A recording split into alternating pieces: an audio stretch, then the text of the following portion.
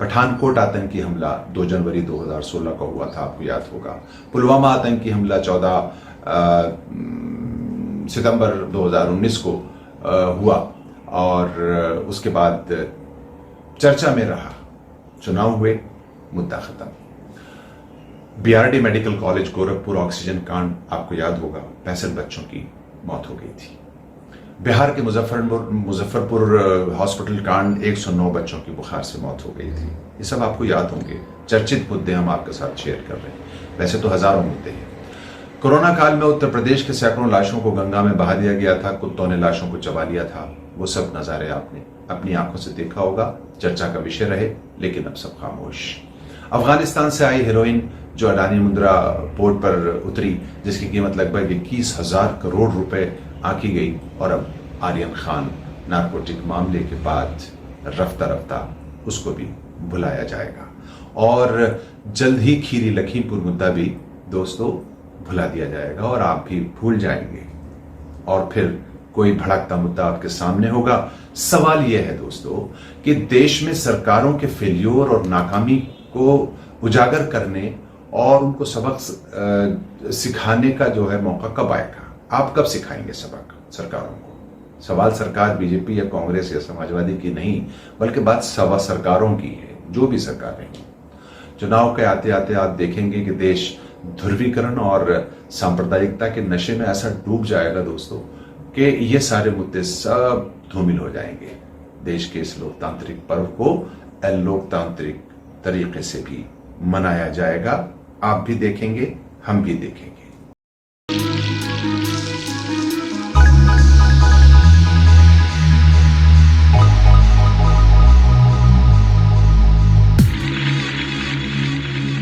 दोस्तों, ब्रिटेन का जाना माना प्रकाशन ग्रुप द इकोनॉमिस्ट ग्रुप अपने रिसर्च विभाग द इंटेलिजेंस यूनिट की मदद से हर वर्ष एक डेमोक्रेसी इंडेक्स तैयार करता है और जारी करता है, जिसके जरिए दुनिया भर के लोकतांत्रिक देशों को कसौटी पर रखा जाता है कि यहां कितना लोकतंत्र जिंदा है, कितना मर गया है, और उसी हिसाब से रैंकिंग भी उसको हर साल दी जाती है।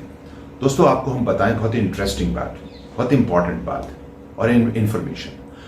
इस ग्रुप ने अपने इंडेक्स में 165 देशों के बारे में रिपोर्ट तैयार की, जारी की, जिसके अनुसार भारत 10 स्थान नीचे खिसक गया। यानी भारत को 2019 के लिए जो सूचकांक था वो 51वें स्थान पर रखा गया, जबकि 2018 में भारत का स्थान 41 था, यानी 41। यानी हम लगातार लोकतांत्रिक जो है वो कसौटी के ऊपर गिरे चले जा रहे हैं। विधायिका, कार्यपालिका और न्यायपालिका यानी लेजिस्लेचर, एग्जीक्यूटिव और जुडिशरी, ये लोकतांत्रिक शासन पद्धति यानी डेमोक्रेटिक सिस्टम के मेन पिलर्स होते हैं, आप जानते हैं। लेकिन इन तीनों में ही अव्यवस्था यानी अनार्की का बोलबाला है, और ये तीनों ही पिलर्स बेहद दबाव में काम कर रहे हैं दोस्तों। और रही सही कसर आज के मेन स्ट्रीम मीडिया ने निकाल दी है, जो सत्ताधारी पार्टियों का स्पोक्स पर्सन यानी स्पोक्समैन बन गया है, और खुलेआम जनता के नागरिक अधिकारों का विरोध कर रहा है ये मेन स्ट्रीम मीडिया। ये सब बहुत इंतहाई गौर फिक्र के मुद्दे हैं दोस्तों। हम सारे मुद्दों को भुलाकर देश में एकता, अखंडता और देश के लोकतांत्रिक सिस्टम को मेंटेन करने की फिक्र करें। दोस्तों, द इकोनॉमिस्ट ग्रुप जिसकी हम बात कर रहे हैं लंदन का, उसकी रिपोर्ट में कहा गया है कि भारत जो प्रशासित कश्मीर से अनुच्छेद 370 हटाया गया, असम में एनआरसी पर काम शुरू होने के बाद विवादित नागरिकता कानून जो सीएए की वजह से नागरिकों में असंतोष बढ़ा, उसकी वजह से ये सूचकांक में हमारी भारत के जो स्कोर में जो गिरावट आई है, ये उस ग्रुप ने कहा है, लंदन के उस मशहूर मारूफ ग्रुप ने। दोस्तों, धरातल पर जनता की भागीदारी की कमी की वजह से हमारा लोकतंत्र महज एक चुनावी लोकतंत्र बनकर रह गया है। चुनाव में मतदान का इस्तेमाल एक अधिकार के रूप में नहीं, एक कर्तव्य के रूप में किए जाने लगा है, जबकि जनता की भागीदारी के पेपरों में काफी अच्छी खासी चर्चा रहती है, लेकिन निराधार है। लोकतांत्रिक व्यवस्था यानी डेमोक्रेटिक सिस्टम को लेकर बुनियादी सवाल कहीं पीछे छूट गए हैं दोस्तों। लोकतंत्र में जनता की भागीदारी और लोकतांत्रिक संस्कृति यानी डेमोक्रेटिक कल्चर जिसको हम कहते हैं, डेमोक्रेटिक कल्चर को विकसित करने के लिए पहले बुनियादी समस्याओं को हल किया जाना जरूरी है ताकि लोकतांत्रिक व्यवस्था को सफल बनाया जा सके।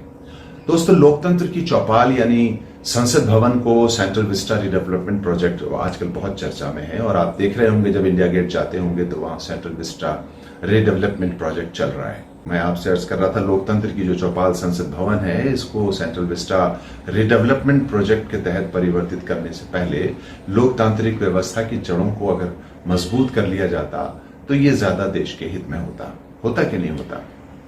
दुनिया में जमहूरी निजाम यानी डेमोक्रेसी को आप जानते हैं कि निजाम खिलाफत का एक विकल्प तस्वुर किया जाता है। जिस सेंट्रल विस्टा की बुनियादों को खोदने के लिए पुराने लुटियन जोन को खदान में तब्दील कर दिया गया है, आप अगर इंडिया गेट से गुजरेंगे तो सब आप देखेंगे। दुनिया की कई खूबसूरत साइट्स में से एक साइट ये लुटियन जोन की साइट हुआ करती थी, जिसकी तस्वीरें दुनिया भर से आने वाले सैलानी अपने कैमरों में कैद करके ले जाते रहे हैं। लगभग 14,000 करोड़ की लागत से बनने वाले इस विस्टा को 2024 तक पूरा कर लिए जाने का अनुमान तो है, लेकिन इस नए प्रोजेक्ट की बुनियादों में तारीख के कई बाब दफन होने जा रहे हैं दोस्तों। जबकि एक नए भवन की शक्ल में कुछ ऐसे गुंबद भी उठाए जाएंगे जो शायद लोकतांत्रिक व्यवस्था की मिस्मार होती कहानी को भी बयां करेंगे, जिस लोकतंत्र और आजादी के लिए लाखों स्वतंत्रता सेनानियों ने अपने जान की आहुति देकर उसको लिखा था। शुक्रिया दोस्तों, अगर वीडियो पसंद आए तो लाइक शेयर कर दीजिएगा और टाइम्स ऑफ पीडिया चैनल को सब्सक्राइब करने की मेहरबानी भी फरमा दें। Thank you.